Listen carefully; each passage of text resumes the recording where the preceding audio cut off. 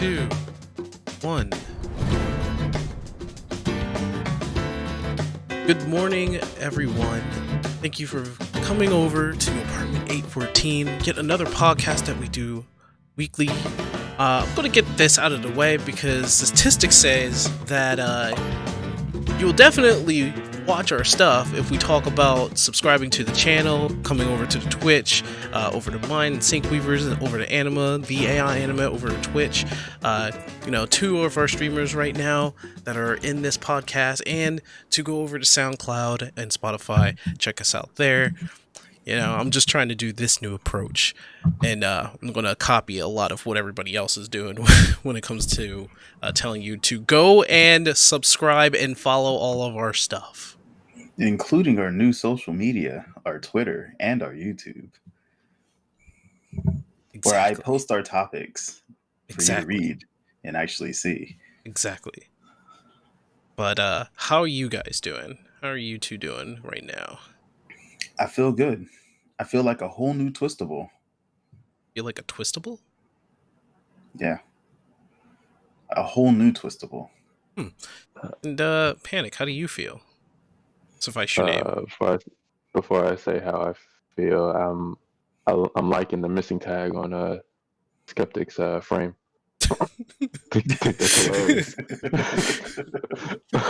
Have you seen him? We have been looking for him. By the way, would you like this, baby? Yeah, don't worry, folks. He's with us in spirit. We're still trying to find him. I'm sure we'll find him next week. Don't worry. No, his Palpatine has reached level 2. You'll see him probably in chat. That boy's skill tree is going very far into the dark side. All right then. So, riveting tales we're gonna have this week. Some news topics and some fun stuff we're gonna be saying today. Huh? Nothing. Oh, I thought you were gonna make like a story of the story of Skeptic and how he went missing, but. Oh no, you mentioned Tales, and I was like, what? Tales of Historia? Tales of Historia, out of nowhere. What? Why not Tales of Symphonia, huh? Or Tales of the Abyss? Listen, you're starting out with great things. We gotta start lower. Start lower. You gotta give them something mediocre first, then you give them the highs so that they can check out the lows. Hold up. Then how are you gonna want to check out the highs if the lows are introduced first? I said start with something high mediocre, something good. Oh, something mid. Something mid, yeah, so they can get a taste and it actually feels good, and then they go and play the better games, and then they play the low games because they get curious. No, we teach them what's good from the start. Cut out all this bad shit. Cut out all this mediocre shit. We don't want that in our lives. So tell the company to stop that shit. Teach them a fucking lesson. Sorry, I went on a rant. Go ahead. Good. Yeah. Yes. That is a point, though. That is a good point. So maybe start with something good. Anyway, we have some topics, some news, and some fun things to talk about today. I know one of us wants to do a new format. I'll let him do his new format. Because it does format. His new way of doing his subject is a new kind of way. It's just one thing. Really? All right, so I've done it before. And I'll do it every so often. It all depends on how much time I feel like dedicating to a topic. Okay. But let's just start. All right, so listen. Just so that you understand where I'm going with this, okay? There's two things to talk about, at least. The first one I'm going to mention is Maximilian Dude went over the news for the Final Fantasy VII Remake game lineup that's going on with the First Soldier, which is their Battle Royale game, and integrate DLC. What's it going to actually be? What's it going to mean for the sequel for Final Fantasy VII Remake? And Ever Crisis being a chapter-based thing. So me and Panic hashed it out a little bit earlier, just a bit, to where we talked about Opera Omnia was handled. Even though it's a gacha game, most of the game, the core game is paywalled. If not all of the core game isn't paywalled. So going to be integrating to a lot of is it me or is he No, it's him. Yeah, I was about to ask. I was about to ask the same thing. You going in and out, Anima, like you losing connection or something. Probably. Start It's been over. happening more and more. All Start right. over. All right. Can you guys hear me now? Yes. Start Yeah. over. Okay. Okay. So Final Fantasy VII Remake, Ever Crisis, Intergrade, and First Soldier has been expanded on by Nomura in an interview recently, where he effectively outlines what each thing is and what each thing is going to be going forward. So effectively, you'll have Ever, well, Intergrade, which is a DLC that's separate from the main game. It won't be integrated into the main game, so to speak. And he expands upon how the team attacks work. And we got to get some speculation as to what we might see going forward. Then we have Ever Crisis, which is confirmed a gotcha, which isn't the worst considering Opera Omnia has been handled very well, and most if not all of the core gameplay isn't paywalled. You know, it's just aesthetic stuff that most likely is going to be like, you know, microtransactions. Um, First Soldier isn't looking too bad. I think that one good point that Maximilian Dude, the person who makes this video, who reads through the stuff, and I mean honestly, like a unofficial expert on Final Fantasy VII, honestly, um, he honestly softened up to the idea of it being a battle royale when he realized that they're looking into getting people who love battle royales and letting them make decisions on how it's handled, which he made a great point about. And I think Syncweaver, you'll love this note, is that he said the direction they went with 14 saved the company from bankruptcy. Because Yoshi P obviously loved MMOs since he had a history of it. And right. Yeah.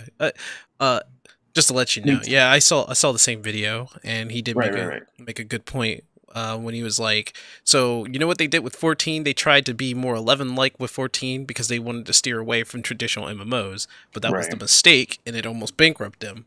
So they got somebody who actually had a history with MMOs, and he basically took all the good parts of WoW and put it into 14, taking all the useless parts of 11, and that's how they came up with The Realm Reborn. They're basically doing the same kind of concept with the First Soldier. Mm-hmm. So this is which is good news. It's a good idea.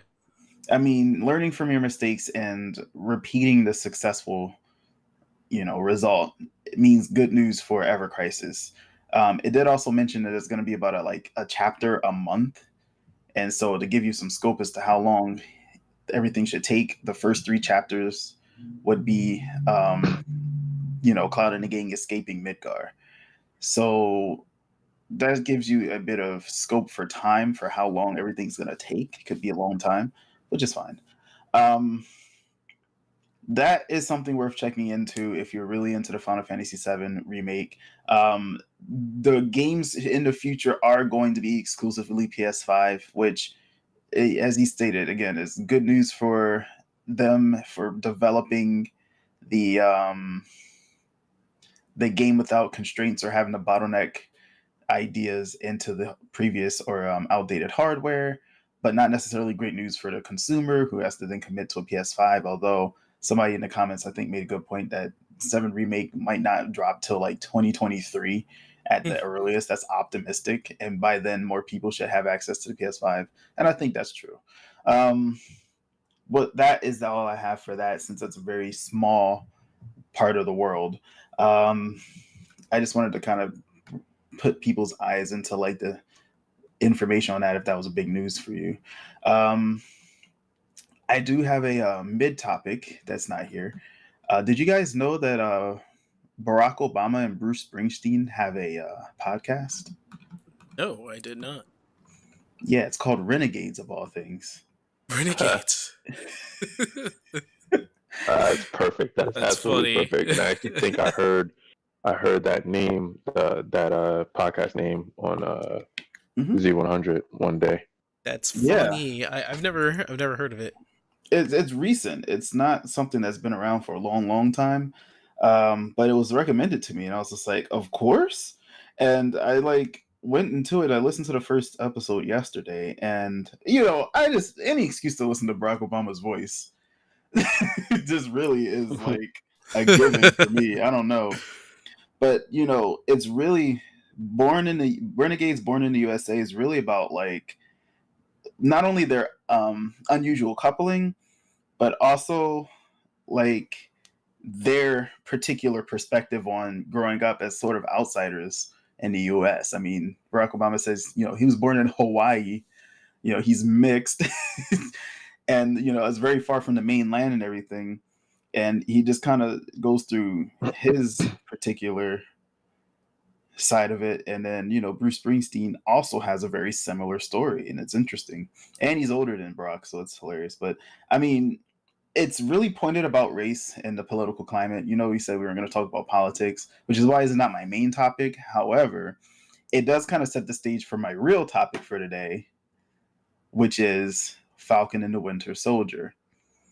No, not because it's some sort of weird interracial coupling. I That's haven't not. watched it yet. That's fine. I'm not. There's no spoilers that I'm going to bring to the table. I do want to say that the reason that I want to segue this idea of like unusual coupling and the like identities of race is that it kind of has a parallel here. Weirdly enough, like as I was about to watch it, that's when this pops up, and I'm just like, I don't know if these algorithms are starting to transcend time and space, Yeah. but like it's very similar. The idea is just that they come from two very different backgrounds, but they're struggling with like kind of the same issue. If we're talking about the MCU. So let's kind of clear the air here. So if you guys haven't watched WandaVision, that means that you probably haven't decided to go check out Phase 4 on Disney Plus. And you should probably get on top of that because this is all very canonical stuff. If you are really into the movies and if you don't want to miss it, I highly recommend it. This isn't a promo for Disney Plus per se, but like, hey, maybe get your hands on some of this because it's only going to get more relevant as the Marvel Cinematic Universe comes ahead, and we're going to be talking about the movies. You already know we are.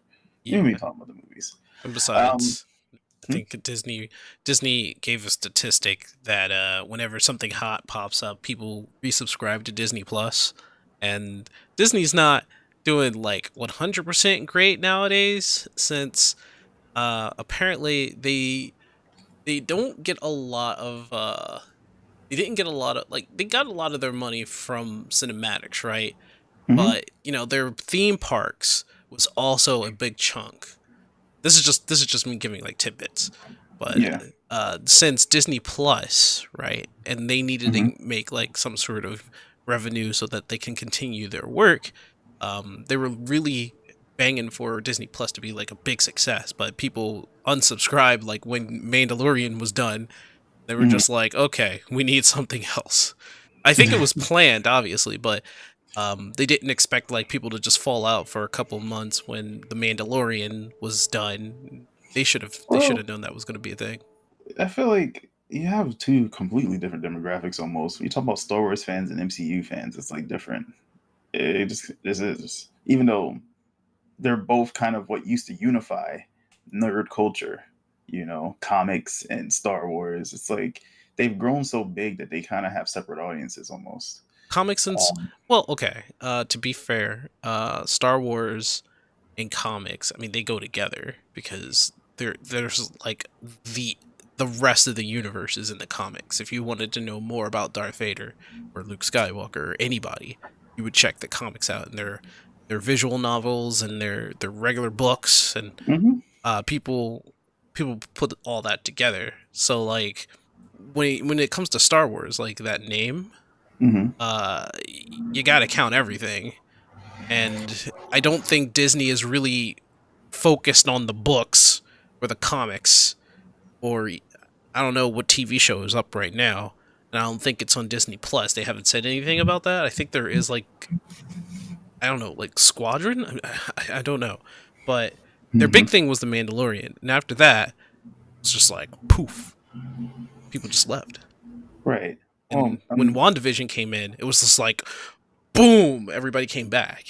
And this is... But It's like I'm a good thinking idea. that it's two different crowds, though. You know what I mean? Like, I'm It's not saying that that didn't happen, but I'm saying we have Star Wars, which has appealed to maybe a generation of people who knew people you'd be who surprised. like Star Wars, and then people who genuinely like Star Wars, and then people who are just like, Star Wars is cool. Well, So not like the MCU, which has reached a much broader audience, it's and we're talking about yeah. the modern like sort of crowds here. We're not talking about the hardcore like gurus. We're talking about like the masses. And I feel like I didn't watch any of the Mandalorian stuff. Right. Like I didn't get into I don't do Star Wars, but I I do think Marvel. it's like two. They may be two separate things, Star Wars universe and the Marvel universe, but they Mhm. have a very like equal crowd when it comes to numbers.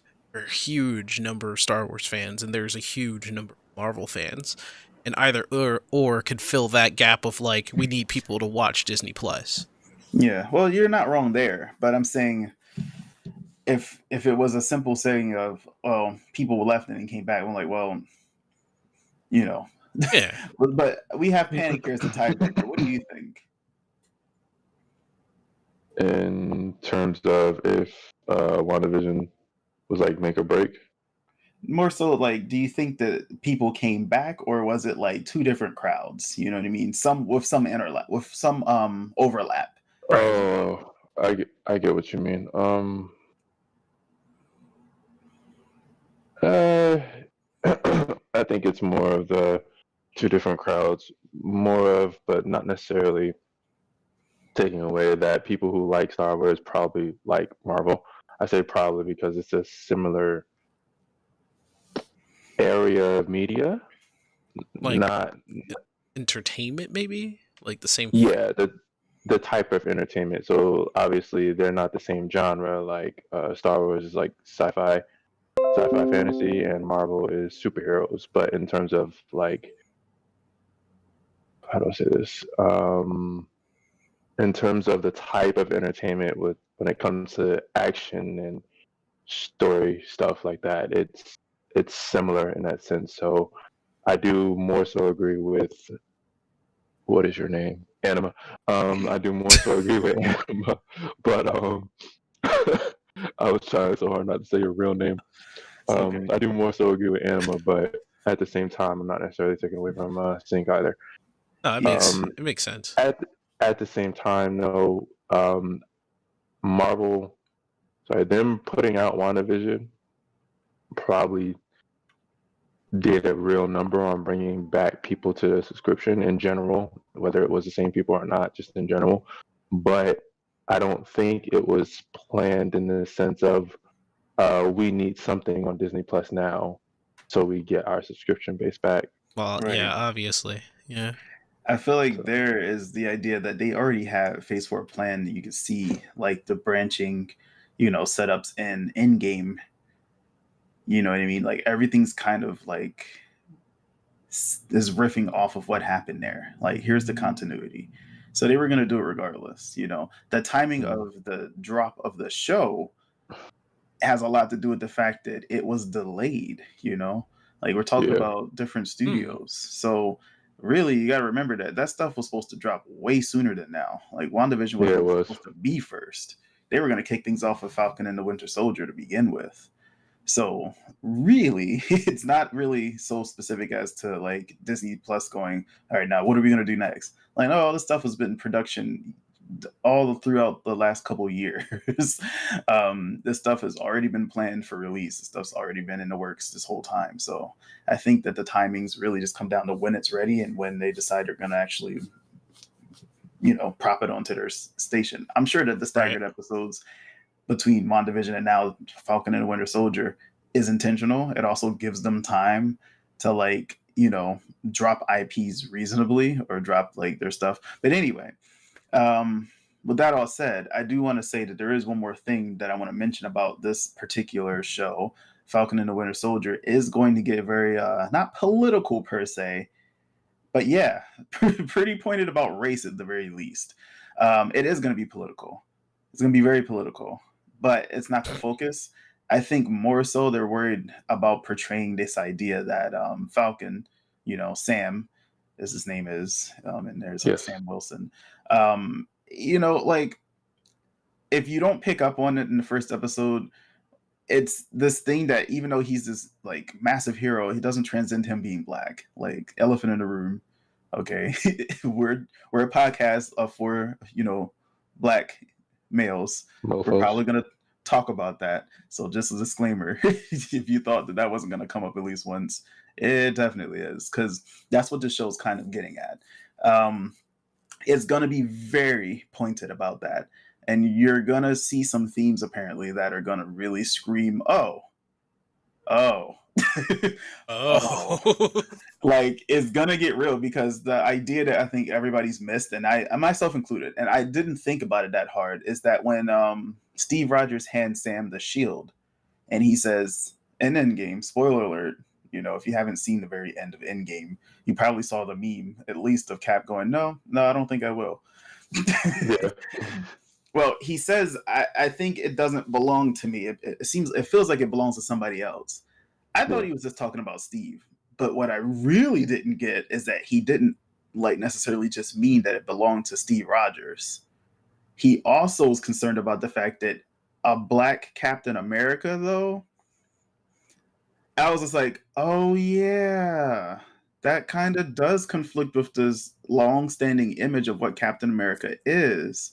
Yeah. Yeah. It's like when we heard about a black Spider-Man or something, or like when we heard about other superheroes that were long-standing white superheroes being portrayed as black superheroes, it raised questions always for no reason, really. Like now we understand that Spider-Man can be anything. There's a whole multiverse. It could be a small little Asian girl. You don't necessarily have to care so much about it now, because you understand that there's a lot of Spider-Man and Spider-Women out there, and you necessarily have to be a man. Be Spider-Woman. We know this. But like a black Captain America is like, huh. And you think about it and it's just like, well, I can understand why Sam would be hesitant to take the shield now, because it's more than just about whether or not he can fill the shoes of Steve Rogers. It's about what this symbol means to the whole entire country. And I'm like, oh. And then the struggles he particularly uniquely has anyway, and his family. I'm just like, oh, this is about to get real deep. So I think that it's worth mentioning that, yeah, it's very relevant. It's also going to be very much about today's world, not just race. But if you're into the Marvel series, but you want to really see like Sam Wilson's side of things, and of course, Bucky Barnes, James Barnes, going through what he's going through, which the first episode, again, not much of a spoiler, but they don't meet up in the first episode. They're establishing themselves as characters first, post credits of Endgame. Like we're talking about, okay, who's Barnes? What's he dealing with right now? Who's Sam? What's he dealing with right now? Because neither of them had their own films. Neither of them had a lot of their own screen time. Does that make sense? Right. Mm-hmm. So we're going to get a look at what they're really about and why they're motivated to do what they do. And why that's relevant to what's going on now and how they're going to come together. This is definitely very deliberate stuff. Right.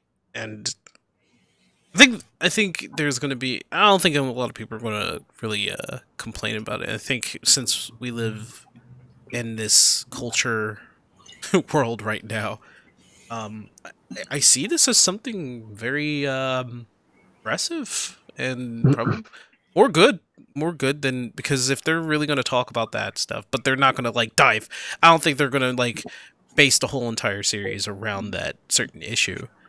Well, it's gonna be very huge. Like, I'm only saying it because I'm like, don't temper your expectation of that. Like, you're gonna see it in the first episode, right? You're gonna see it. Yeah, I know it's going to be a good show. I haven't watched it yet, but their track record hasn't been off yet. Knock on wood.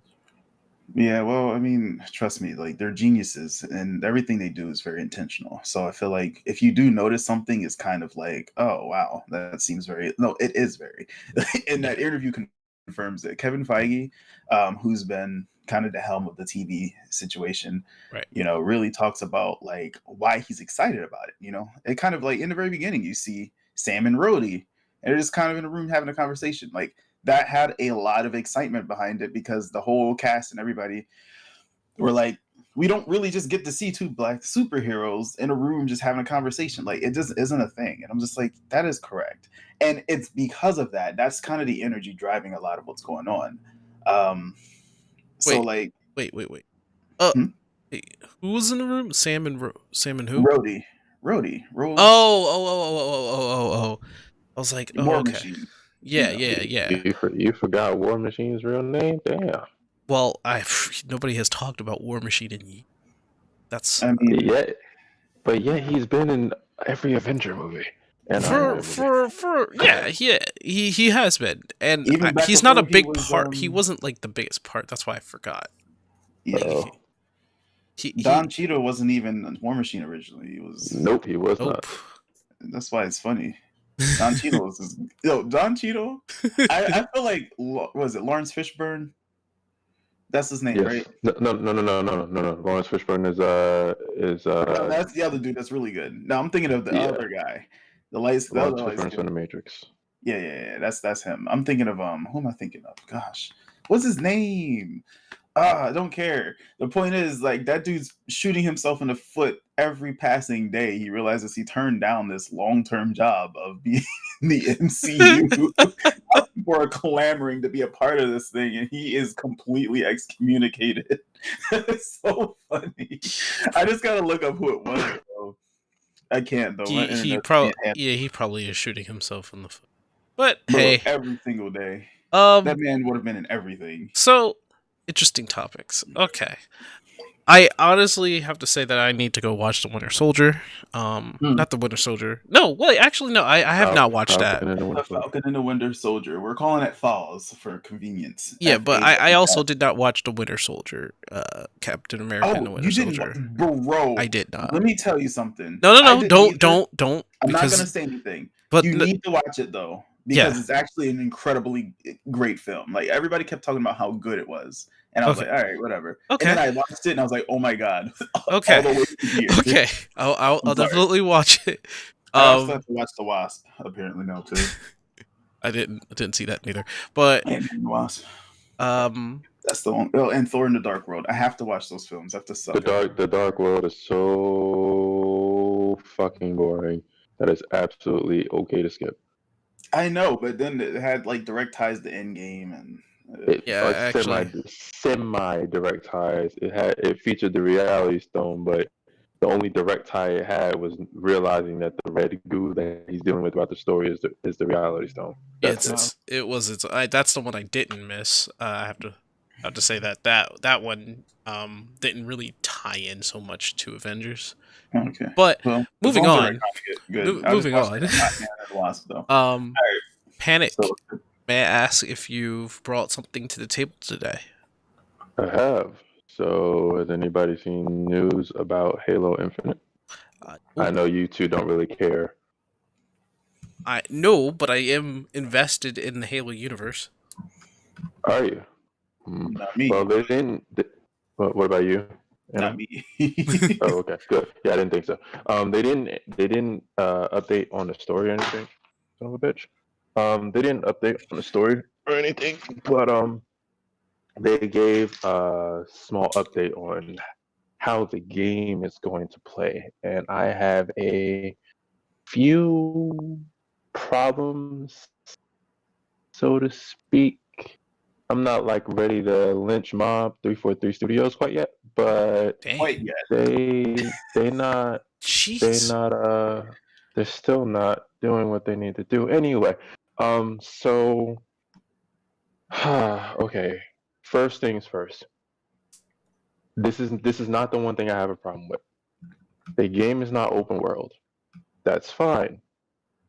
Halo has never been open world. There's no reason to do it now. So I'm okay with that. But all of the game goes through night and day cycle. But it's not open world. Wait, it goes through why would they put a night and day cycle in it then? Because the enemies have different. We'll just say programming for now. I'll explain more on. I'll give more intricates on that in a second. But the enemies AI have um different programming during night and day. So like you know how some levels, most notably Silent Cartographer from Halo 1, from the first Halo, um, it was a night level, and when you go in, the grunts are sleeping. You had a Yeah. sniper, first of all. You Yeah. had a sniper going straight, and the grunts are sleeping. The elites are patrolling, and you have the ability to go and sneak around and kill the grunts without alerting the elites, because you can just back smack all the grunts and they'll die instantly without alerting anybody. Or you can perch up on the ledge over the top of everybody and start sniping the turrets, the grunts out of the turrets.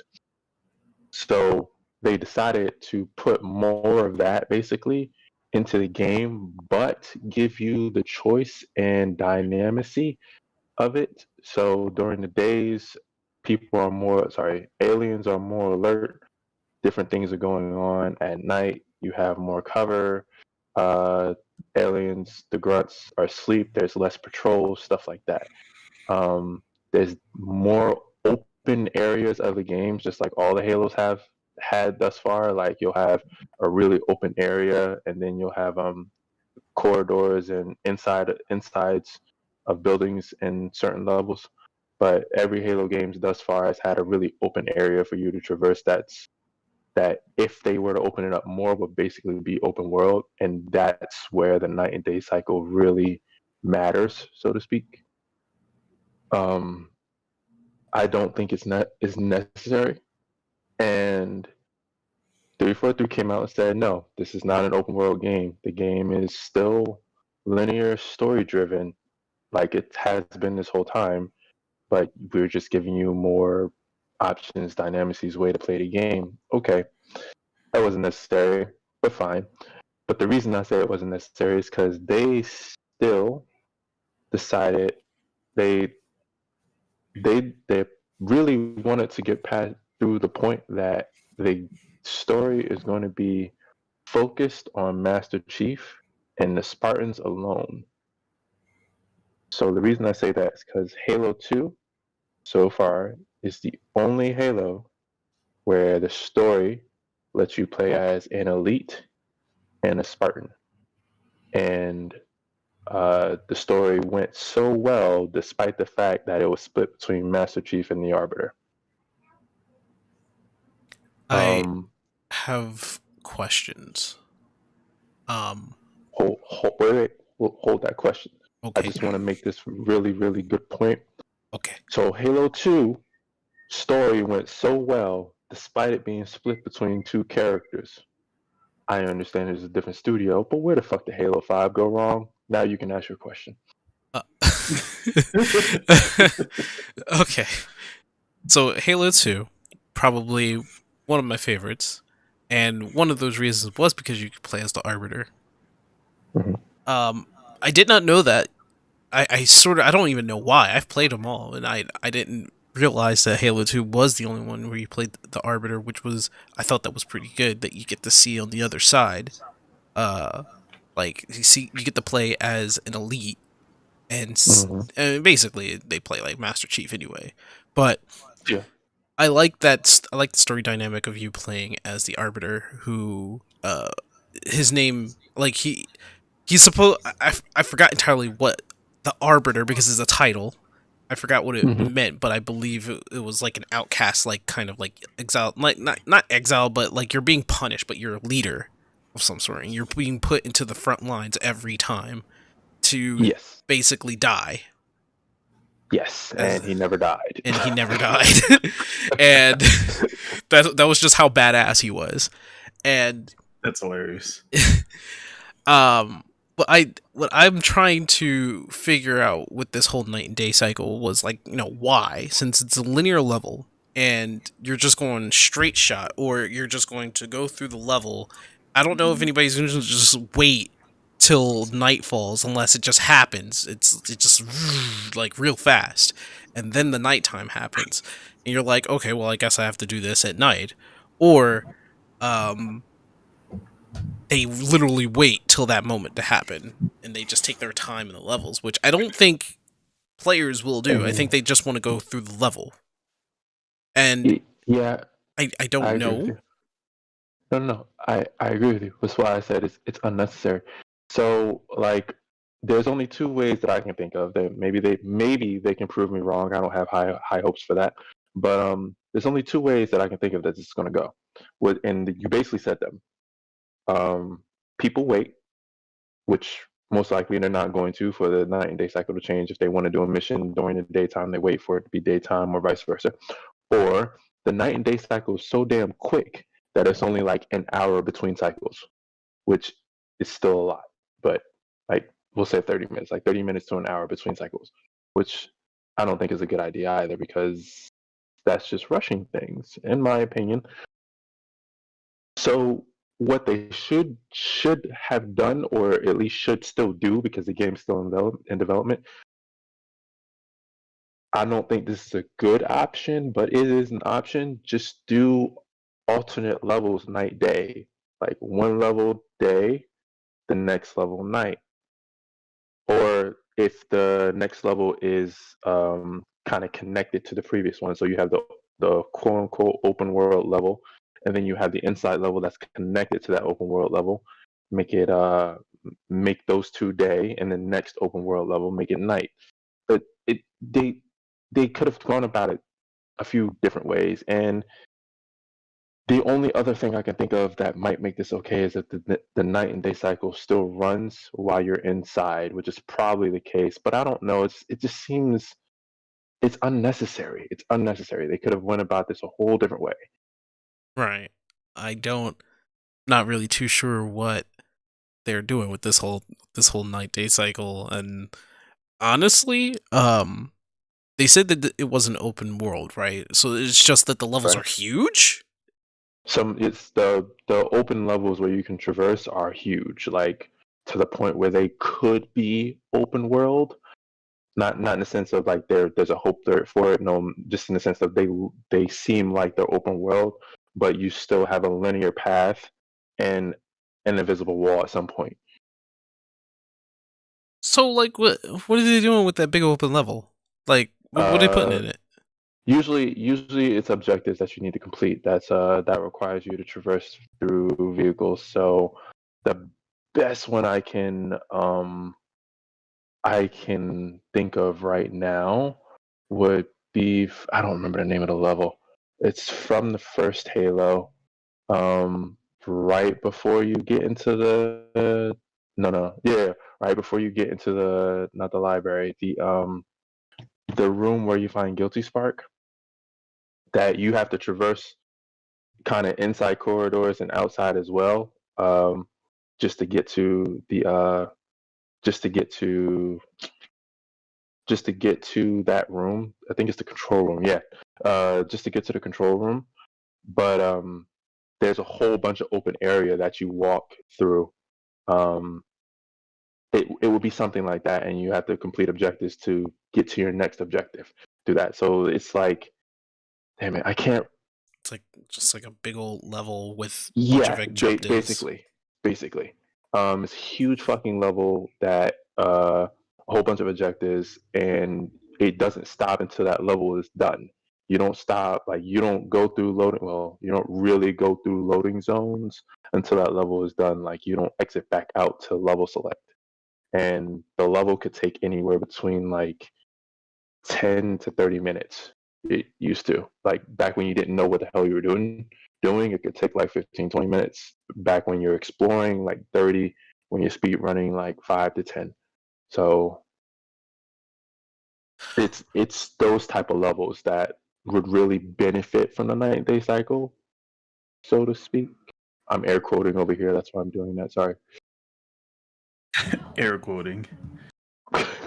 I don't Lasers. it's weird because it's like they had big levels, right, that you can explore in the past Halo Hmm. games, and you had your objectives, and then like in one part of the map it's like, oh, you need to go here and you go here, so I can get that. That's fine.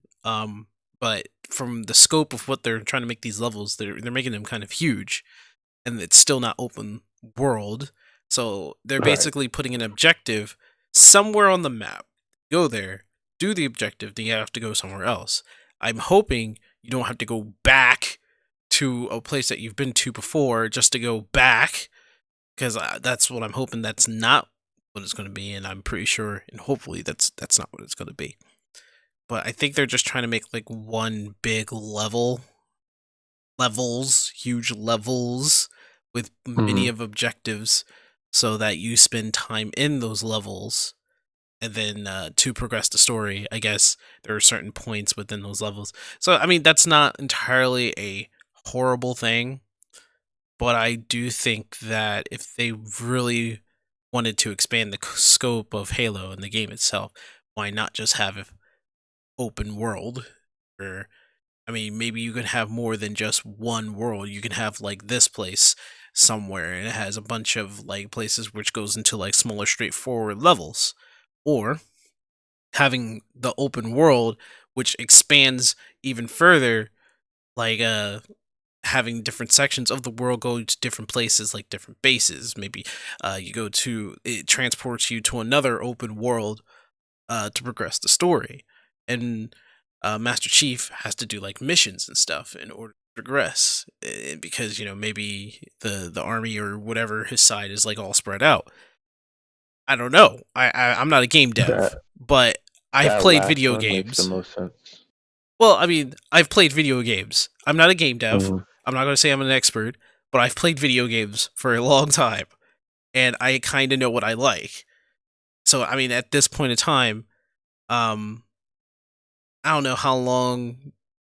Who's making this Halo? Is it 343 still? It's 343. Yeah, So it's still 343.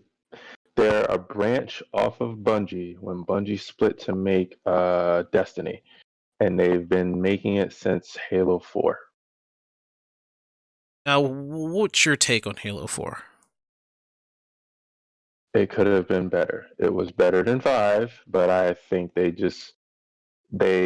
copped out on Halo 4, because Halo 4 is when it started transforming into Call of Duty Space, Okay.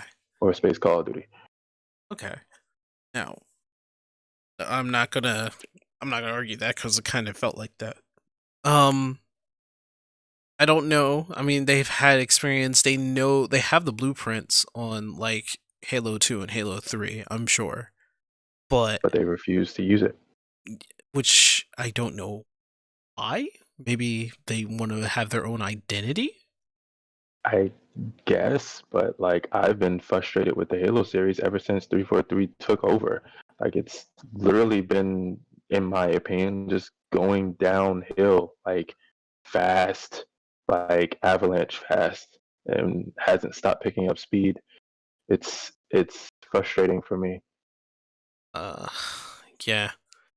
I don't know. I have questions, and I think I just have to wait patiently to see what develops, cuz if they come out with a new Halo and it does feel like, a partial open world, but it's just one big long level with a bunch of objectives in it, then I don't know if that'll be like necessarily a bad thing. I'm just thinking that there's something that they could do more, that they could have done more if that was the case.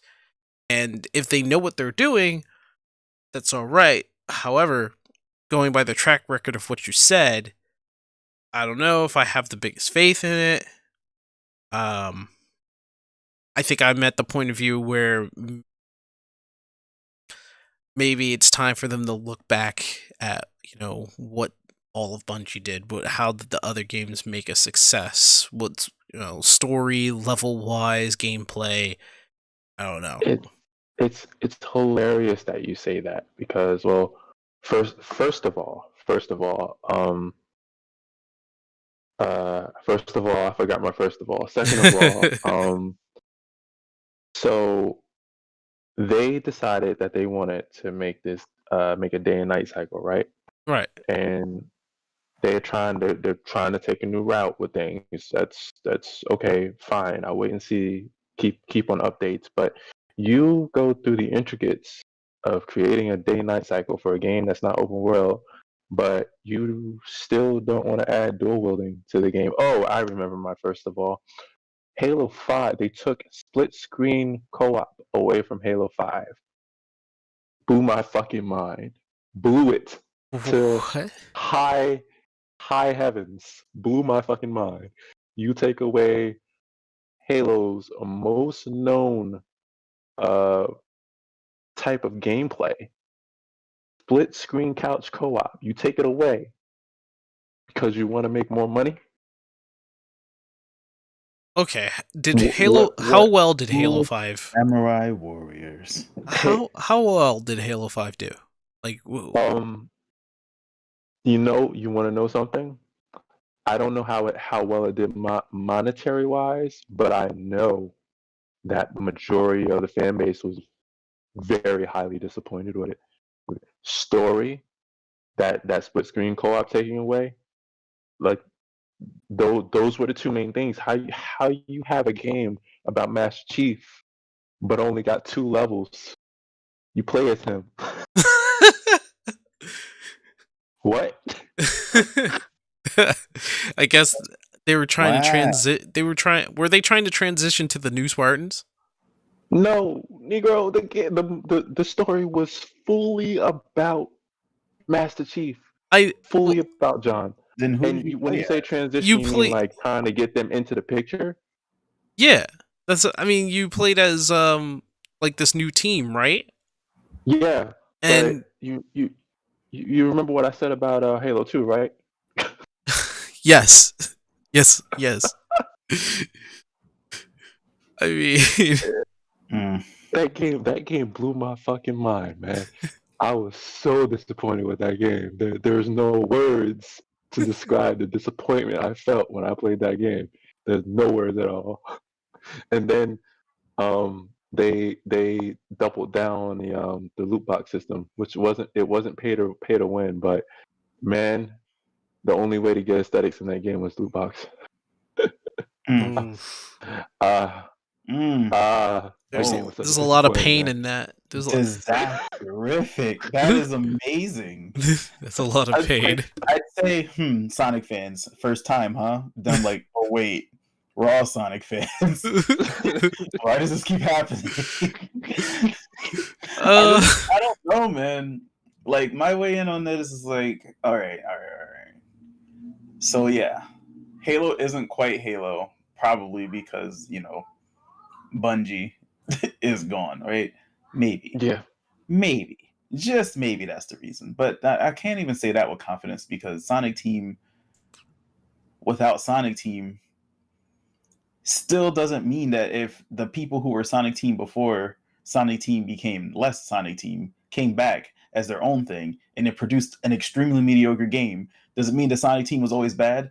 Does it mean that this was destined to happen?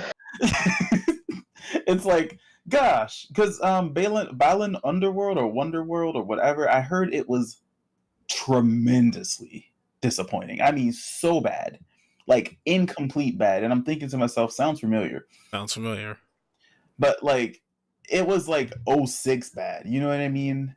And it makes you wonder, they had already been gone by that point. Like, it's just like, what do you mean? So what do you think, Panic? Like, do you think bad design choices are really at the helm of incompetent, developers? Do you think it's just bad direction? Do you think it's just trying to be new and trendy, or do you think it's really just a pull of money, like greed, reckless greed? It's greed. I think it's greed because, like I said, 343 was a part, like they're a branch of Bungie that split because Bungie was going to go do Destiny and they needed somebody to stay on Halo or wanted to stay on Halo. So they have all the experience from the first 4-5 Halo games, ODST and Reach included. Like all that experience is there. You guys know what you're doing. But then they said, oh wait, Call of Duty's making a whole lot of money. Let's transition the gameplay to be more like that because a lot of people like that iron sight. A lot of people love how Call of Duty plays. We can grab more people onto this game if we do that. Yeah, but you alienate your original players. Like for me, and I know I'm not speaking for everyone when I say this, but I also know I'm not the only one. Like, I liked Halo way more than Call of Duty because it was nothing like Call of Duty. I hate Call of Duty. Fucking despise it. Like, I just don't know how else to describe it. So when you make my favorite game more like the game I hate, I'm going to hate you. It's just that's just how the equation works. Like, why just stay with what you were doing was Oh working. It was gosh. working. People were buying Xbox to play Halo, man. You know what's Just keep that crazy? same thing. It's like, why would you try to be more like the thing that tried to be like you in the first place? Wait, Like, no, no, wait, really? hold on. Didn't Call of Duty came out first? I believe. Did it though? I think Call of Duty. The older Call of Duty did, but I don't think the older Call of Duty had Iron Sight in it. No, it didn't. Call of Duty itself to be Call of Duty, and Yeah. Halo was like, we're not going to be like Call of Duty. We're going to be like a space marine shooter futuristic game with its own kind of setting and stuff. That's what attracted a lot of people from Call of Duty to Halo. Yeah. So, Okay. But then how does Halo get credited for just being like the FPS to really bring forth the FPS? They just did it right, huh? they did it right, and Yeah, there was they like did it right. there was some sort of revolution that they did that brought a lot of people to, oh, this is the next step in FPS. And somewhere along the line, they just dropped the ball, I guess. I mean, through all the like ownership issues, I'm sure. I feel like the team that really had the right idea as to how to separate themselves from the crowd and still be successful are what drove what the previous success of Halo is. Those people aren't here now, and now the people are just worried about how they're gonna, get their money, how they're gonna succeed with their IP. They already got this big name. They're thinking they can just do what everybody else is doing with the IP, and everything should work out. Yeah, it's like the owner, kind of like the owner passed down to like a very unknowledgeable assistant, where they have it now, they own it, but they don't know what to do with it. And Yep, actually, that's very accurate because they all they're doing seems to be following trends. I remember when Halo Infinite was first announced, and they said that they were going to have a battle royale mode. I was like, what? what? No, That would no, scare me. That no. would scare me. I don't know if You I would. think that Halo could pull it off, considering its roots, but just the idea that it's just trying to get some of that like battle royale money is kind of concerning. Well, Because okay, Yes, that's what I mean. they don't need to do that anymore. Master Chief's in Fortnite, so they don't Anyway, they get their cut now. anyway, that's not the point. The idea is that, are they doing it because Halo could do it better, or are they doing it because they want battle royale money? And we're thinking it's the latter, and that's what's causing this failure to create competent games. Just you see a trend, you see that it's making a lot of money, you want in on a trend. I actually remember watching someone say this phrase, fear of losing out. It was someone I was watching on YouTube. Like, apparently these companies are suffering from it. Like, they're fear FOMO. from losing out on the money that they see right in front of them. Like, no, just stick to your guns. Yeah. Right. It's like FOMO, but it's FOLO. Well, yeah. You're losing out on all of that beautiful, beautiful battle royale money. That's the trouble with that, is that I don't know what it's going to take for businesses to understand that people will move on in a hot second, because trends do not last all that long. You know how people were riding the battle royale train to like the ends of the earth, and then people started like seeing it like, now I'm just going to stick with Fortnite, or everybody's trying to make a battle royale here and there. I'm bored with it now. I'm not even gonna play with that. Take it outside of the context of gaming, and you think about pop culture, about music just for a second. Like rock and roll had such like undeniable, unimpeachable sway over pop culture. You know what I mean? In the 80s. Yeah. And it just isn't the case anymore. Like, even the powerhouse that was the rock generation of music doesn't still hold up. And I realized that truth when I went to a Firefly, which was a local, Woodstock music festival, and I know Panic's familiar with it, in Delaware. It was actually kind of a big deal for a little bit because we had some pretty major names come through. But it was mostly about that alternative rock and like indie kind of a scene. You know, you had your headliners were Foo Fighters, you had Outkast, you had Beck, you know, you had and then you had all the like most prominent up and ups. Like you had Lumineers, you had Imagine Dragons, you had Young the Giant, Cage the Elephant. You had like a lot of great names. You had the Capital Cities were there one year. Snoop Dogg came through. You had like the Earth, Wind and Fire, like all different years. That the one year I was just talking about was all the same people in one act. It was like in one show. It was like the year Foo Fighters came, a lot of great people came. Jack Johnson had came that year as well as a headliner. So then, you know, you start to get to this next one, and like Paul McCartney shows up, you know, the last living Beatle, you know, and we're talking about like one of the legends. Just like there's no really, he's like a GOAT. He's like, they were talking about a Michael Jordan of music, you know, not the Michael Jordan, or like not that, maybe that level, but it's hard to call who's that, you know. But like we're talking about a LeBron James here, and this is old. It's really the only reason why this man got upstaged by Zed. Yeah, Like Zed took away more than half the crowd, which goes to show what the audience was all into. Zed is a DJ, so you're just talking about like, okay, so what are people really more interested in right now? And to think that like the sheer influence of Paul McCartney could be lost on a new generation makes sense, because look at today's music. It's different. It's not dominated by rock charts or rocks, you know, artists or rock bands, or you know what I mean? It's just not. Yeah. Alternative rock is not the scene. It is not what people are listening to. It's not what people are talking about. People And move on to the Firefly next big tried thing. to adapt to that because yeah, there are a lot more people interested in rap. So you have Eminem come through. You know what I mean? You have like Childish Gambino. right.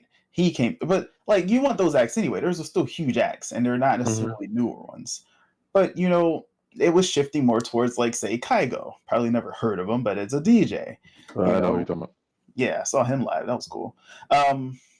You know, it kind of veered away from this like rock scene and more to like this DJ hip hop scene. You know, and it just makes sense because that's kind of what people are looking for. That's what's going to bring people in. And even that's going to have its time, and then it's going to shift away to something else. You know what I mean? Dubstep was a trend. It still is a thing that people do and listen to, but it isn't like the thing, you know? So I feel like even a giant in music such as rock, like that whole era of history in music now being pretty much nearly over as far as its major pop relevance, it just goes to show that like, yeah, the battle royale can and will fall. You know, it may be a huge gaming relevance right now, but like, don't put your chips into that basket just because that basket is like on fire. Like, you could be the next new trend.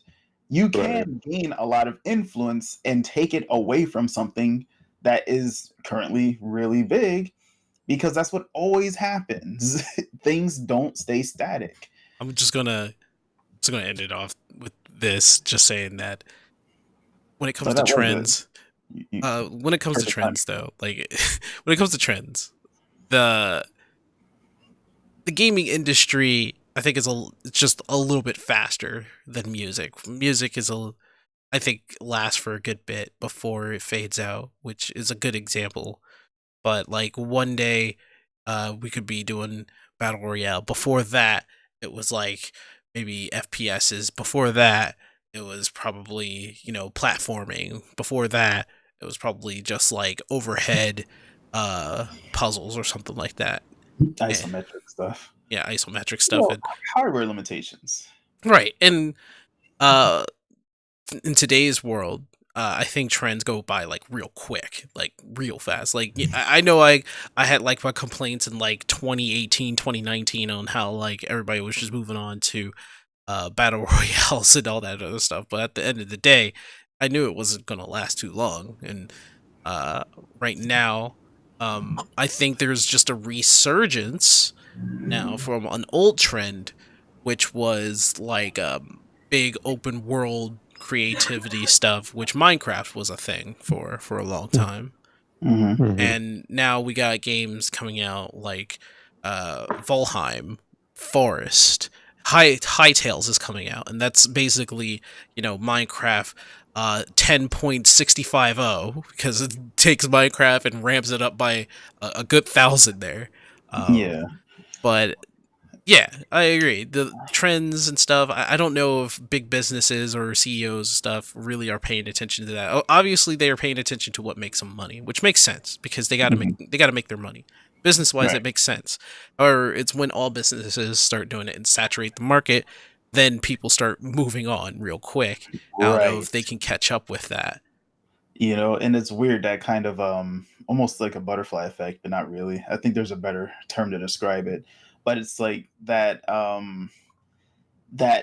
if everyone does it, no one will care. Like it's when Everybody. it's no longer unique and you see it everywhere. You're just over it. And it's just like, all right, well, what's new? Then things like Among Us come out of nowhere. Right. Among Us came out and took the world by storm because of, the world's on fire and people wanted to do something. Yeah, that was a Among great Us social game. That was like the apparently, best yeah, board game that wasn't a board game ever. yeah, Among Us didn't Mhm. even create the genre. Among Us just hyped it up a bit. Like it's like a psychological kind of like it's not horror, but it was psychological gameplay because you're playing with a bunch of people and you have to lie to them and either figure out like who's lying and who's telling the truth. And this isn't even new. It's old. I know. It's so It's that old. you know what is crazy about it is this the way that it was simplistic in its design, and it really didn't and it almost relies on a whole other entity, and that's Discord. Like if you don't have a way to communicate with other people by voice, the whole thing just kind of doesn't work. Like you have a chat. Yeah, but chat. Well, that's how it was originally.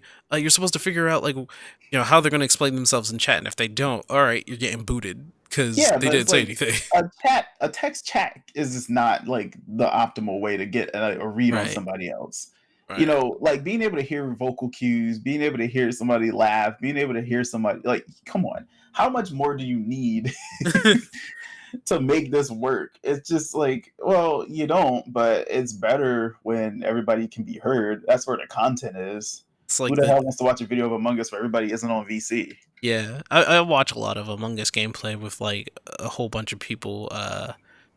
It's the group that Disguised Toast is in, and Disguised Toast is basically like the number one Among Us player right now on Cool YouTube. story, bro. I Who know cares? there's a lot of debate on that, but as of right now, I think he is the best because he knows all angles and how to play it off.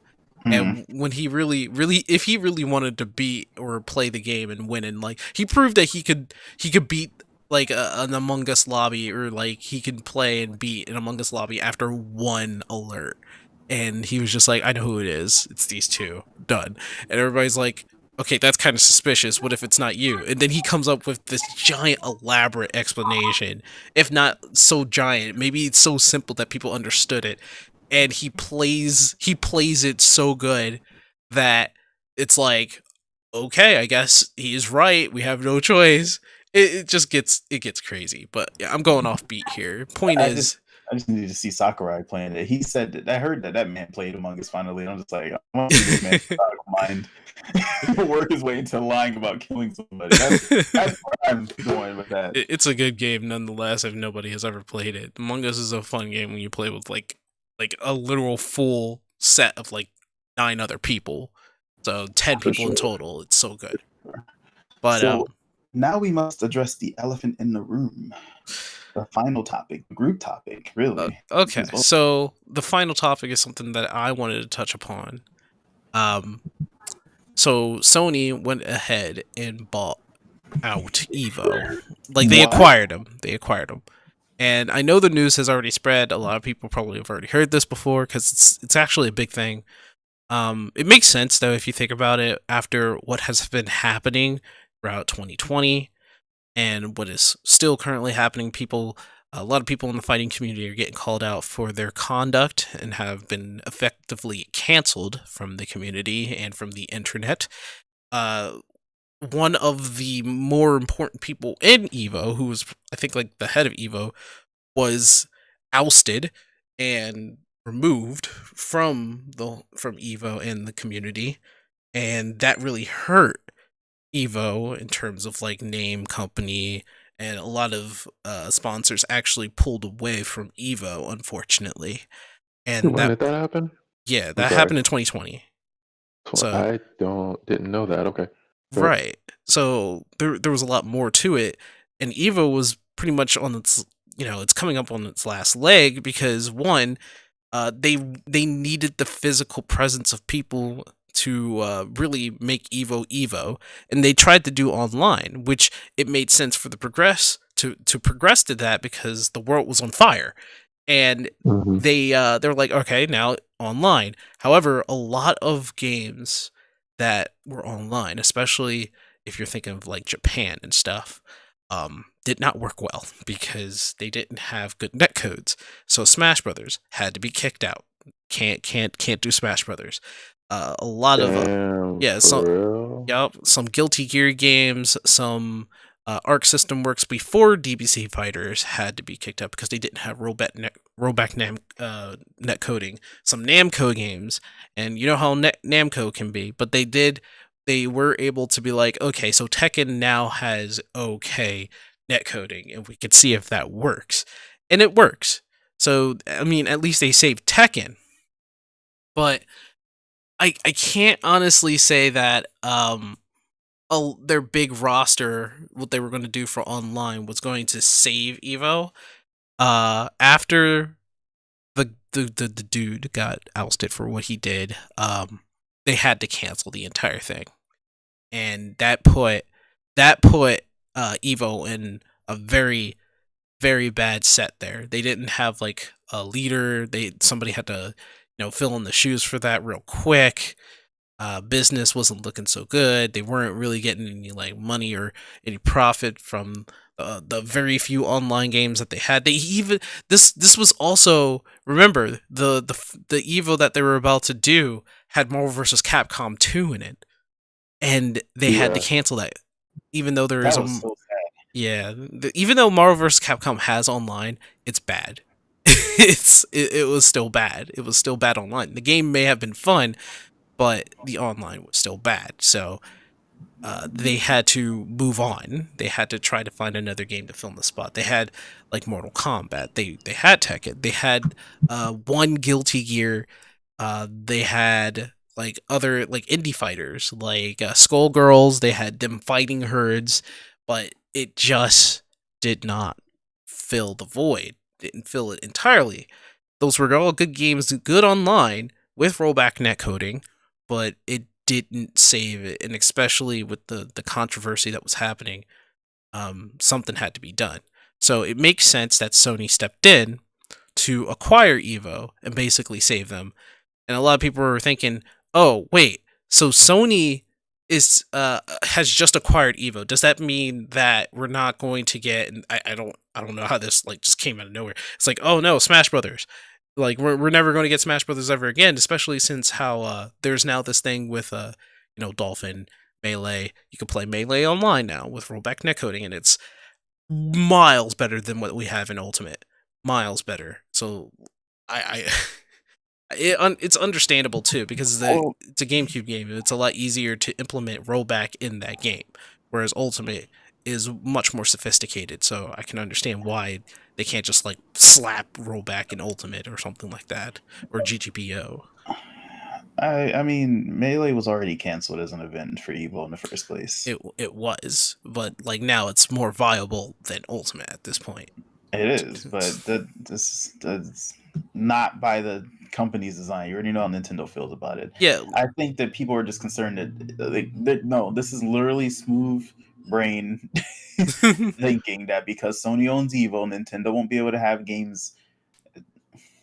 Smooth brain.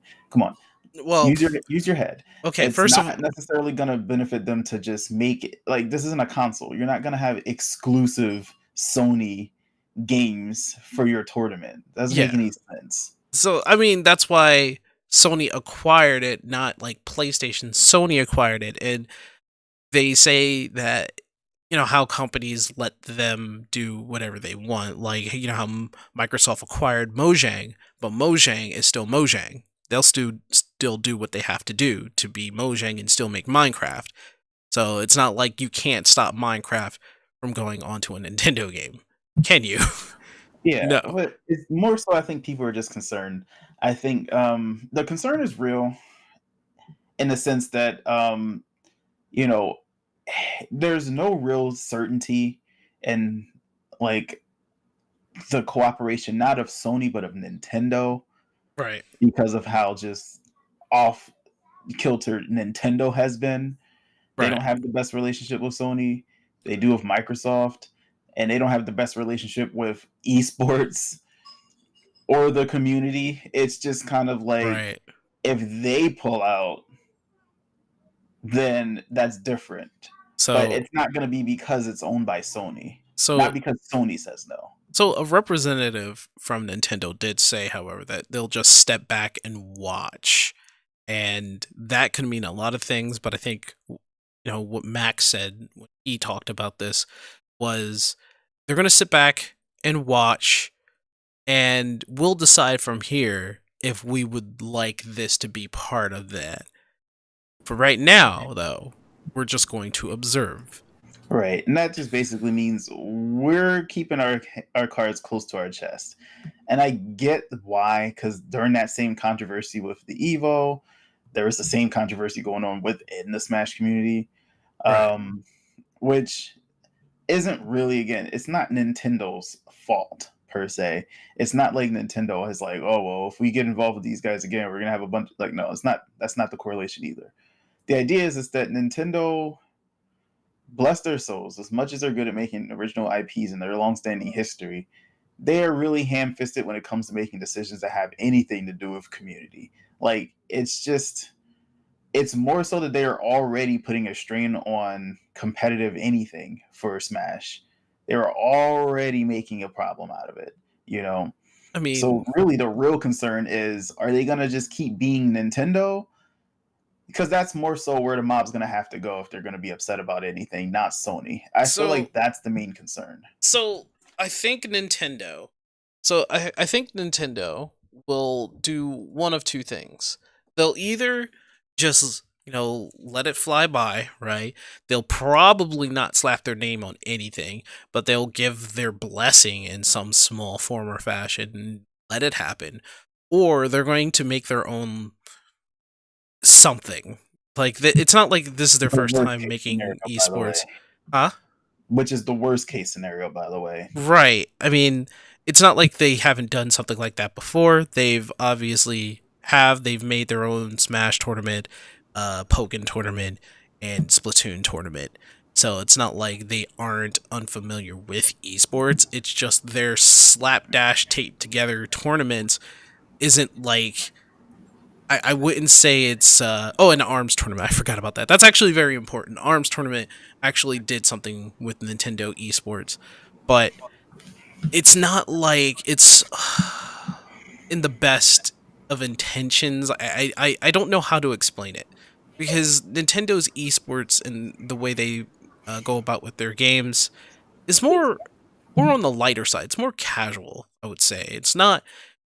I don't know if it really has like the full competitive esports spirit. More or less, it's just like an event that happened.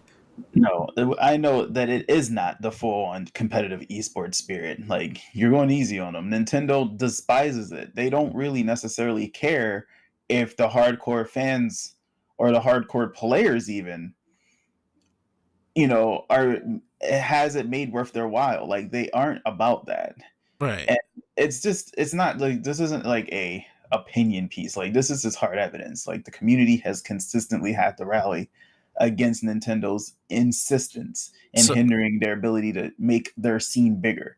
I don't even know if you know this. You probably have heard of this. How the Splatoon community sided with the Smash community when it came to like a certain like esports endeavor, Mhm. and Nintendo was like, so we're gonna shut down the grand finals for the Splatoon tournament and not show it on live stream. And another community had to reopen that grand finals and have a bigger pool, a bigger pot for the grand prize money by themselves. They actually raised it like in a matter of 2 days. And they were just like, "Come on over here, Splatoon. We got your grand finals over here, and we'll put it on our channel." And they had to move everything over there. And Nintendo was just like, "Yeah, whatever. Y'all can do whatever you want." And it was just I didn't even know how to, like, I'm not part of the Splatoon community all the way. I do follow it just a bit, but that was just bad. And it That's was so bad. yeah, and it was only because Splatoon was sticking up for another community, the Smash community, for what was going on. And evidently it wasn't just the Splatoon tournament, but also the ARMS community. It was the ARMS community had gotten shut down after, like, maybe a year of it being out for ARMS, and they had their own thing. They had their own community, their own techniques. They were teaching, like, pros and everything how to Hmm. play ARMS, and it was his own thing. And I thought that was admirable. Nobody really talked about it, but it was an admirable, very, I'd say, nice community.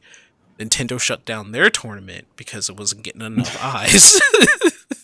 To And shut something down because it's not doing well enough instead of supporting it so that it can just kind of, that was I business. That was business. I admit that was like pure business. That had to be. That had to be pure that business. that is just, I can't like think on that level. I genuinely can't even begin to empathize with what that is. Like, business or not. Like, I'm pretty, normally I'm pretty good about trying to bring the business perspective into things for context, because people just think that, like, they're just villains inside of the company deciding to just I'm going to ruin their day when I release this statement. Like, it's not like they're going out of their way to make people pissed off. It's just like there's a reason, there's a positive intention, whether it's pro community or not. But like, to see that a community is trying to build itself because you're not building it, it just makes me wonder, where's the business sense? Are you trying to promote the game or not? Like, do you Uh, want it to make money based off of just your literal lack of promotion? Do you just want the game to exist? Because there are 1,000 games out there that were made and just exist, I, and that's the end of it. Arms doesn't have to be one of those games. It's one of your main IPs. You're putting it up on this platform with Smash Brothers. You have this like general energy around it that brings enough people into the table to be upset about like Twin Tail not being added being a racist thing. Like, there's enough eyes on the IP for you to say, "Hey, you guys like Arms? Well, here's an Arms." Like, or, "Hey, do you guys like this?" Or just interact with the community. What sense do you think that a game that is literally a fighting game, trying to build itself as a fighting community, shutting that down when it's trying to get more people into the game, which in turn gets you more sales in that game? I don't get it. Where's the business? I, I can't. I don't know. I mean, they are also the people that stopped the Pokken tournament. Like, they had a couple Pokken tournaments, and then I guess they shut it down because Pokken wasn't getting all that many eyes. So Pokken had to make their own community and their own tournaments, which is actually still going in like some sort of unintentional underground tournaments. And I could care less, because Pokemon isn't even that. Like, it's a good game, but it needs refinement. it, It needs it needs people. refinement, yeah, but like they came out with a more refined Pokken with added characters, and obviously they wanted to make something out of it. I mean, it's called Pokken, so obviously they wanted it Yeah, to with like be the great something. sense of like some of the Tekken. It's Right. just No, you, but because you know something, yeah. Harada knows how to engage its audience. It's a fighter. He has his own tournament that is a legitimate big deal, like the Tekken World Series or whatever. Mhm. Like, Harada knows how to like grow his own community. He knows how to engage into, like, you know what I mean, like spur on the rich culture that is Tekken fighting games around a console. Pokken Tournament doesn't even have to be the best game, but if like Nintendo would stop trying its best to like refuse to play its chips in the sense of growing a community, like if it thinks that like these events are a risk not worth taking because the reward isn't there, how are you ever going to grow a new IP unless the IP grows itself? Like they never ever go out of their way to help an IP really grow outside of its own like its own hubris. It's like the community or the players or the like people who bought your game make the game what it is. It's not just the game. It's not like beef. I'm putting out beef on a shelf for people to cook. Okay, it's not the beef community that makes beef beef. You know, it's just beef. You're gonna eat it anyway. Like that's kind of the mentality that they have. They think that it's gonna live on regardless of if there's people eating beef or not. You know what I mean? It's just like that's not the case. You're not talking about beef. You're talking more like, I don't know, foie gras or something, which is way more specialized and way more like not as, you know, palatable to the common taste buds. I don't know. It's just like I think that they need to handle it in a way where they expect that the game's gonna need some form of engagement outside of here's the game, here are these updates, have fun. Like even their Animal Crossing engagement is so like disconnected. There's this community screaming for these really simple to implement quality of life changes. And it's like they may hear you, they may not. How do we know? Well, they're not engaging directly with the community. They're just kind of dropping things as they see fit. Even though this game sold tremendously well, and there are a lot of people playing it, it has just been barren for post-game, like original, whatever you have to do content. It's almost embarrassing considering they've put so much more into their gotcha game of Animal Crossing compared to this.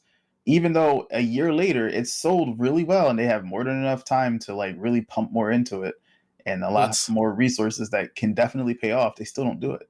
and it's all it comes down to is something that I don't fully understand though. Like when it comes to their business thinking, maybe it's more lucrative, but then you have to question like what you said, like, is it more lucrative when you do something like that? And that's what I'm trying to question if it's something in the long run. Obviously, these are businessmen who've honed their craft, they're older, they may know something that we don't, which is the reason why they still do the things they do. Obviously, they make great games, but then their consumer practices are just kind of bad. And I know you're calling me out for just being light on Nintendo, but that's because I have like, I want to like Nintendo. I want to like them, but they're not giving me a lot of chances to like what they're doing, especially when it comes to like to esports, to how they're selling their games. You know, how they took Tropical Freeze off the Wii and from the Wii U shopping channel and they just moved it to the Switch shopping channel at full price. Full price, dude. That's harsh. I have it on my Wii U, but I don't want to pull my Wii U back out to play it. I'd rather play it on there. But can't Right. they just minimize the price even a little bit? Like 50, 40? I, I don't know, and this has me questioning whether what they're giving me and what they're doing. I mean, it has me questioning a lot of what they're doing because they come out with Animal Crossing, right? Good game, right? It's a fun game. It's good. Came out at the right time, and at the same time, they're also coming out with other games which they're taking their time. So obviously they have good in-house workers ethics. They're not crunching nobody. The development cycle's good. Obviously they're doing things for the company, Yeah. right? But But then, but they then you, struck gold. I mean, Why not double down on that? Like I don't understand why if they said they're gonna support Animal Crossing for a long time, like okay, well there are long standing issues with the game that we would like fixed. That won't take very long. You guys get on that. They just now released an update where you have more design slots. It doesn't sound like much, right? right? But because the community is so incredible, the community well, or should I just say one genius individual created, for instance, borders for the in-game ground textures, right? Like Right. the terracotta, the brick, the stone. She created borders to Right. match and to like basically enhance through like just an incredible illusionary like aesthetic. Even Right. though it's a flat design, it makes makes it look like a risen border. Right. But your design slots are so limited that you can only have enough for like one border for one type of like ground palette or whatever, and you can't have your own normal designs in that sense. And your pro designs are kind of limited too. So it's like, why do we only have so much space? And then it's like, Yeah. well, now you can do 50 more. Also, you can now access the terminal where you can download other people's designs outside of the freaking Able Sister shop, which is only open from like 9 to 9. Now I can just access it on my phone anytime. Like, well, thank you. There have been plenty of times where I was like, oh, I probably should go into this and get this, or I want to upload this, and you just can't. And It's it's like like a a simple thing you can add, but it's yeah. like a It's like whole update. it's a whole bunch of simple things that you're like, oh, okay. Well, thank you for giving it to us, even though this was probably something you should have given us before. Like, I, where's the beef? I Word choice intentional. Why yeah. why do you think that this is like a major update, right? Why are these not patches? Like when somebody finds that something's broken in the game, we're Didn't like, oh, you let's get on that didn't immediately. you show me a video of like when somebody made a video of like all the small things being fixed? Like it was just a mock Nintendo Direct Hmm. thing of like all the small stuff in Animal Crossing just being fixed, like actual sorting in your inventory, being able to, I don't know, catalog or buy off the catalog on your phone without going Yeah. into the Or being shop. able to see things that you've already purchased in the Able Sister store of clothes, so you don't end up buying the same thing twice. So you Right. know, because how are you keeping up with all of this stuff? It's just like, or I don't know, the ability to not rub your custom design off of the ground so easily. It was a genius video. It pretty much addressed every single concern and then some that you could have had with the game, that a quality of life. And there are the more hardcore fans who are just like, the game is like this for a reason. And I'm just like, all right, but what's wrong with innovation? Like, if these things are here to make the pace slower, that's one thing. And there's some things that you should appreciate as far as the time. Like some people are just impatient, they time travel and blah blah blah blah. But some of them are genuine, like really concerning quality of life issues. Like I only have 800 spaces in my storage. Right. I can't put my DIYs into that storage, but I can't put them on the ground either because it messes up my island's rating. And then Isabel's just like, if you want to, if there's a lot of things laying on the ground, you can use your storage, which is limited. 800 slots is not a lot. They upped it to 16. It was, or was it 16? I'm sorry. It was 16. I'm sorry. No, 16 was how much it was. 1600. They upped it to 24. My apologies. You needed that because 16 runs out. You buy all these clothes, your catalog and everything.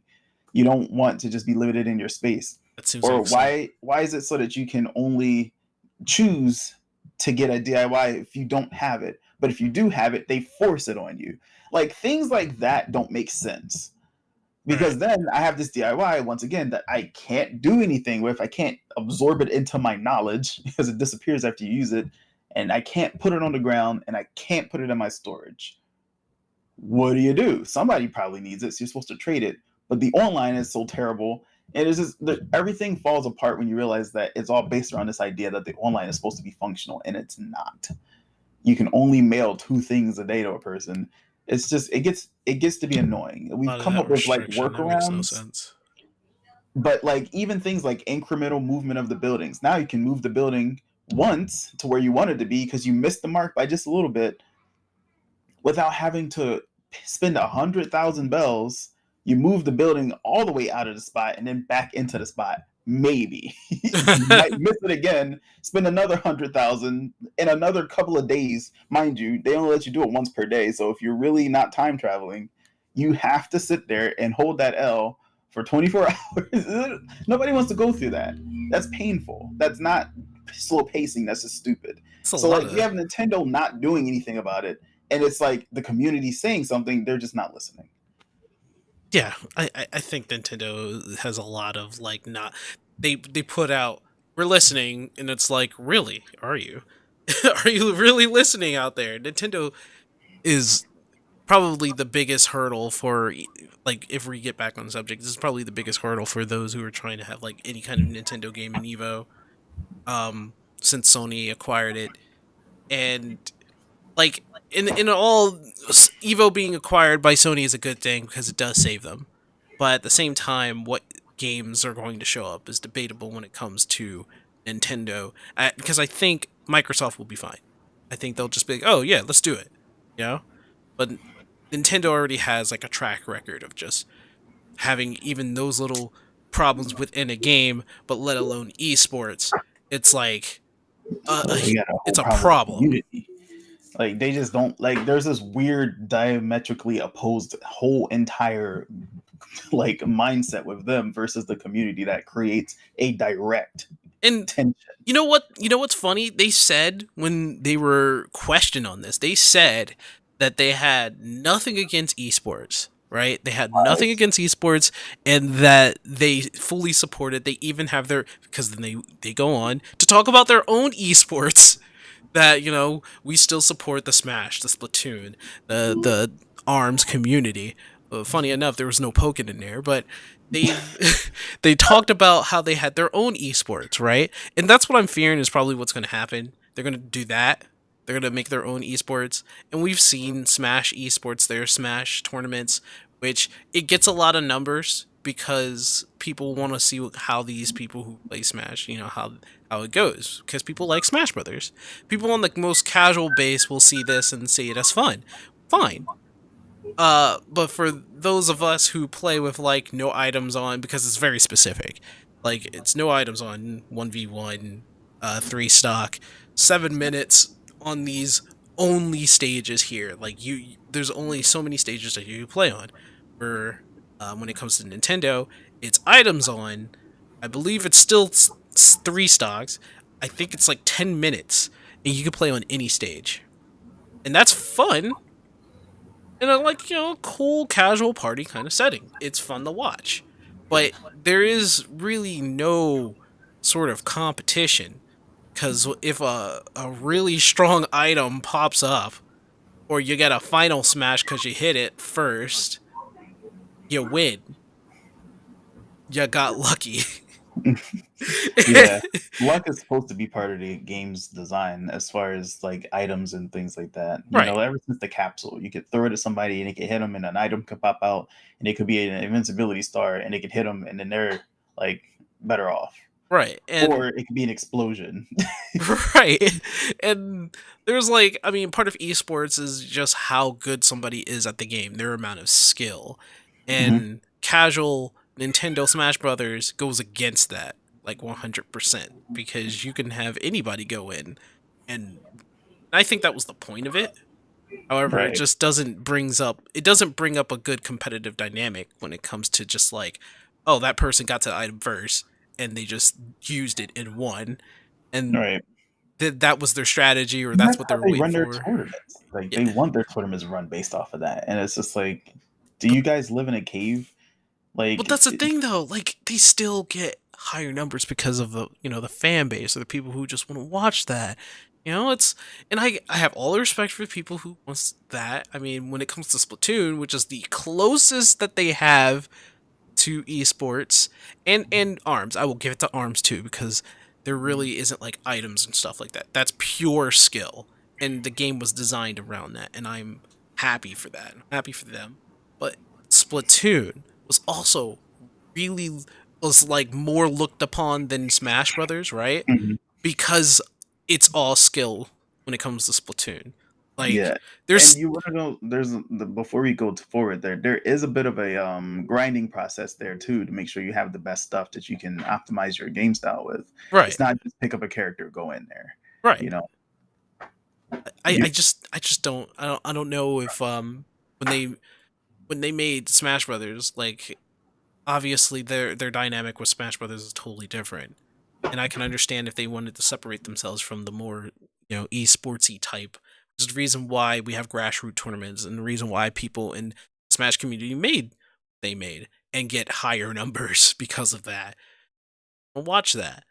But now we're at a point where their competitor has acquired the biggest, basically, esports kind of event in the world.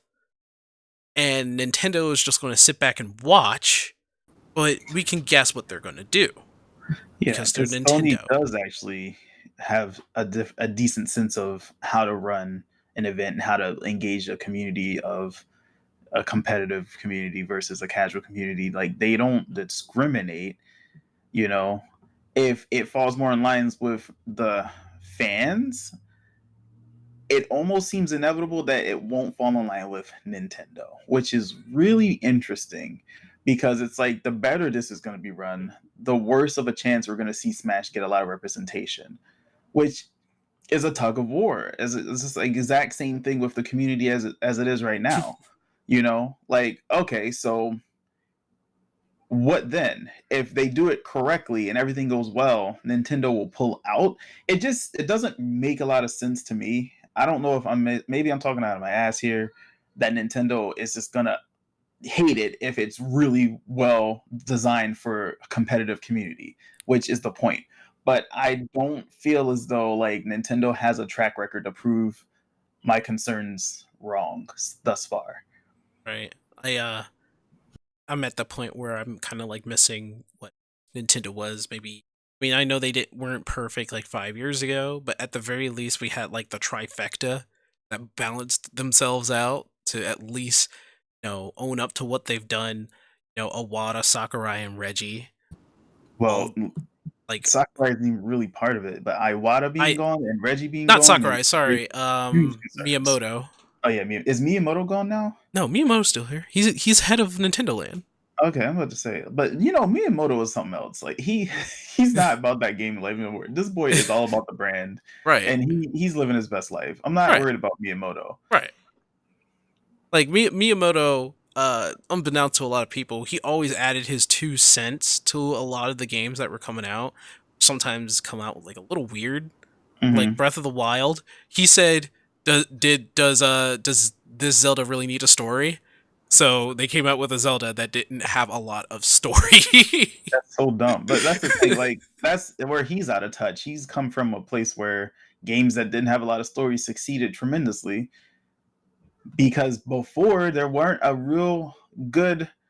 All right, there wasn't a lot of technology to boost there being a holistic story. Like voice acting not being a thing made it harder to really tell a good story. Not impossible, as we've seen with Final Fantasy, right?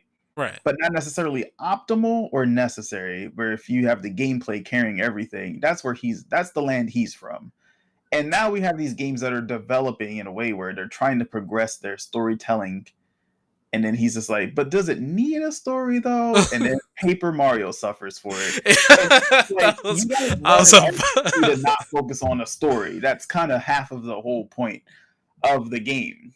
That's like, I was about to say that. yeah, I know you were going. Don't worry. I feel your pain. It's just like Legend of Zelda is mostly story based these days. Right. Does it need it? No. But it kind of does because people want that mature Link. You know what I mean? Right. Yeah, he never spoke, but like maybe everyone in the world should probably tell the story of what's going on at least. Trying to strip that away from the idea just kind of disrespects this whole entire timeline of Legend of Zelda. This is good because now Panic can chime in about his Zelda knowledge. Because yeah, I was about to say. I mean, to be fair, like even though Breath of the Wild we'll say wasn't really driven by story, it still told the story. It's just it was optional whether you wanted to see it or not. Because if you 100% the game, which is basically killing all the beating all the divine beasts, getting all of Link's memories back, you basically get the story of Breath of the Wild and in its shortness, we'll say. But in my opinion, for as little storytelling as there was a lot of story. So it's just they just made it optional. So I think in my opinion, I think they did a good job on that. I believe what people cared the most about is that there weren't real dungeons aside from Hyrule Castle and the Four Divine Beasts. And even still, the Foreign Divine Beast was like a dungeon concept, which I'm just gonna say this right now. I think what's his name? Daruk's dungeon was probably my favorite because of the concept of like the darkness and everything. And Yeah, then I don't know, just having a dungeon that was like so, open, dungeons that are like so open and that it didn't feel like a traditional like puzzle like dungeon for me. It was just like use what you can to work this out kind of thing. I think that's a lot of what it was missing in Breath of the Wild. I really, really wanted like actual traditional dungeons in Breath of the Wild. It just didn't happen. But yeah. You and probably the rest of the whole Legend of Zelda fan base, to be well, completely honest, because they did respond with their DLC when it came to the extra dungeons in that, which felt more traditional, but it still didn't like fulfill it all the way. Like I don't know.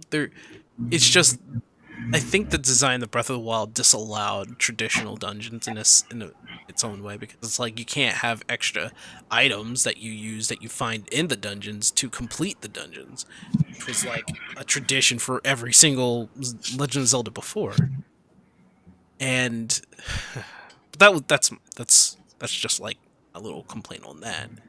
Other than that, it's the story for Breath of the Wild is correct on your part. It's there. It's just people had to go for it. And Well, I feel like, let me just say this really quickly. I feel like if that is the case, and even though it was handled well, why then? Why then? Is there a prequel and a sequel planned? You know what I mean? It still shows that there's some level of disconnect between even within the company, some devs and some directors. Because now you have this game that did tell a really decent story, but now you have an entire game where again the story isn't really the prominent part. It was Kate, well, not Cadence of Hyrule. I'm thinking of what I'm trying to say. Uh the battle, not the battle royale. Gosh, which is the game? Help Age me of out. Calamity. Thank you. I couldn't think of the name. Um you have Age of Calamity that goes into the history of what happened and why in the backstory. wait, hold on. Sorry, I just need to say this real quick. So, Age of Calamity is not so much a prequel as it is. We're going to touch on what happened before, but it's definitely its own path. It really did change like because compared to what we were showing in Breath of the Wild in the past in that one, they showed similar things up to a certain point, and then it was just like kind of tweak it a bit. Yeah, it's to the point where Age of Calamity right now is almost considered its own timeline. Yikes. Yeah, that see, and I don't think that's good. yeah, so it's right there where there's a lot of questionable things going on, in my opinion. Yeah, because now you have a sequel that's going to be built on the expectation of these two games. I think Wrong. I still no. I think Well, the help me out. sequel. I think the sequel is still going to follow up on Breath of the Wild. Yes. So here's this. I actually think what they did with Age of Calamity was a really, really good thing. Okay. Here's why. Now, Age of Calamity, if that game did well, they are not back into a corner where they can't continue forward with the Age of Calamity series because technically to continue forward would have been Breath of the Wild. Now, Breath of the Wild has its own sequel, and Age of Calamity, if they wanted to make another one, could have its own sequel. Oh, I see. And the story of Age of Calamity is actually pretty good for them to be retelling a whole new way of how the past happened. And they're, in my opinion, kind of getting away with it. So I think it was a really good way they did Age of Calamity. Hyrule Warriors there's a debate on whether it's canon or not because of what's going on, but regardless, I don't really care if it's canon to Breath of the Wild because of what they're doing. but its standalone story itself is doing justice for itself. So That's fair. As long as the idea that the story doesn't matter isn't driving, you get what I'm saying here? If they are to have sequels, you're still going to be telling a story within the same framework of the world that you're building. And so to say it's not important isn't the case, because now you're building on that world. You're building on that story. If they can keep it up without necessarily telling a lot of story, if they can do the sequel the same way they did the original, great. And then it's not like, do you need a story? I just don't want it to be a, do you need a story? No. Like, yeah, you kind of do if you're building a trilogy, I would hope. I mean, it's not Mario Galaxy where it's like Mario Galaxy 1. Bowser in space. It's Mario funny. Galaxy 2. Yeah, it's kind of funny because Bowser. it's like the creator of The Legend of Zelda is like, but do you need a story? I mean, Because yes. I understand what you said. Like, he comes from that era. But it's like he should know what's going on around him. Yeah, maybe it's not the same anymore, Miyamoto. Maybe what if I say this game's not like the others? I mean, I'm just saying, I don't think that it's a bad thing that he doesn't necessarily think the story is all important, and that makes sense. It's really guided a lot of great games.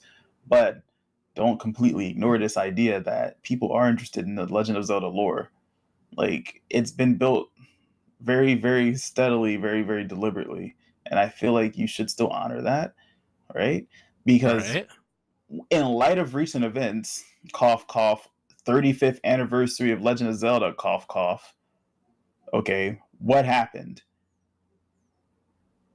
I'm zero still zilch, nada. What do you mean there's no 35th anniversary celebration of Legend of Zelda? I would have been all over it. Me and Panic both would have been buying merch left and right. Right. Mm-hmm. And I'm kind of pissed. I feel like there's happening where this is like Legend of Zelda is just another, like, no, it's not. You have a game with the same amount of pull as certain other like movie franchises. You know what I mean? But sorry to interrupt. We're about, it's about that time. About that time. There's a lot of things I wanted to talk about too during all that, like how now you do know that this month is when they stopped Mario 35 and they're no longer selling All Stars. 10 days until All Stars is all gone, right? Right. 31st. All the way down. Shit, today's the 21st. Thank you for telling me. There's a problem. That also includes Mario 35. Yep. The servers are going down. Definite future, I guess. And we're going to start to see the stories around that. So look for that by not podcast next, but podcast after next, where we talk about how that's weighed in. Right. Because they stuck to their guns. Yes, so they bad. did. So bad. Well, anyway, I think this was a good talk. We definitely segued into a lot of good things, but they were all interesting points. And thank you guys for joining me in this podcast. It seems that Skeptic is in the chat. Welcome, Skeptics.